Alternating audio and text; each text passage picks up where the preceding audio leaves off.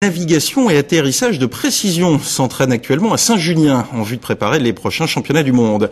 Une spécialité ultra pointue où le hasard et l'improvisation ne sont guère de mise. Vérifiez vos vis-à-vis, armez les toboggans. On décolle avec François Clapeau et Laure Lino. La précision, cela commence par de la théorie. Les pilotes de l'équipe de France préparent leur vol, un parcours d'1 heure dans le ciel de la Charente-Limousine.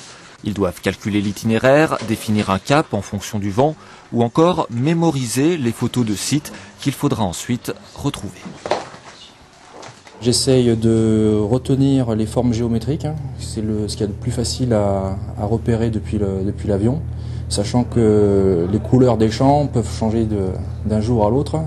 Donc le plus facile c'est de retenir des formes géométriques que je schématise sur un papier et que j'essaye de retrouver après en vol. Épreuve suivante, appliquer la théorie. Je procède par cheminement pour arriver sur le point tournant.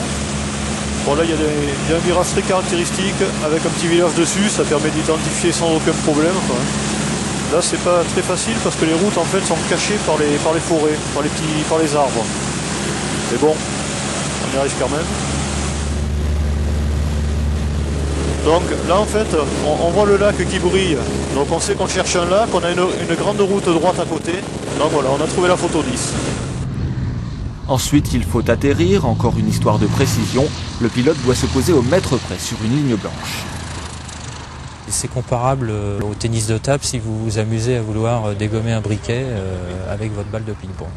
C'est de l'addition de la charge de travail qui est compliquée. C'est-à-dire que suivre un trait c'est facile, être à l'heure c'est facile, observer c'est facile, mais les trois en même temps ça commence à être très compliqué. L'entraînement de l'équipe de France à Saint-Junien se poursuit jusqu'à lundi. Il y a 2 ans, les pilotes tricolores ont décroché une médaille de bronze au championnat du monde.